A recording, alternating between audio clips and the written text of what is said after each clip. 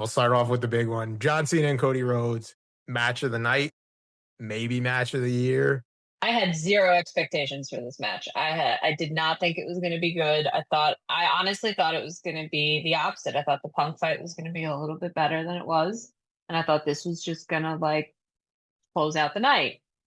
And I think this was Cena's best match in 10 years. Some of the best stuff I've seen Cena do in a very, very long time. Hell of a match. You could just put it on silent, and it's a great match. It really is. It's a great match. I think this puts this into one of the best SummerSlam matches of all time.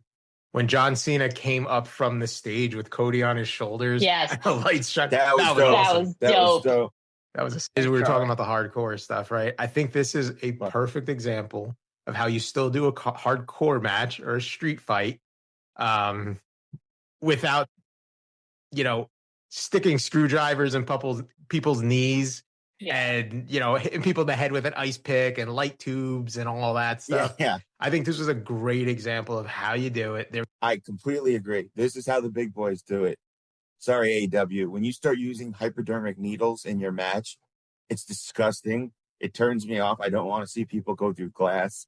I don't want to see people on thumbtacks. I don't like it. Which I find is funny from you that you're really not a big fan of it because you're a huge horror fan. Separate it with my wrestling. Like my wrestling is my. Yeah, I guess that's true. Go to the gym, tough guy. And the horror is more like I just love horror movies. So I thought of Cody and Cena as like The Exorcist. There's like some moments that are uncomfortable and stuff. And then the stuff AEW is doing is kind of like Human Centipede.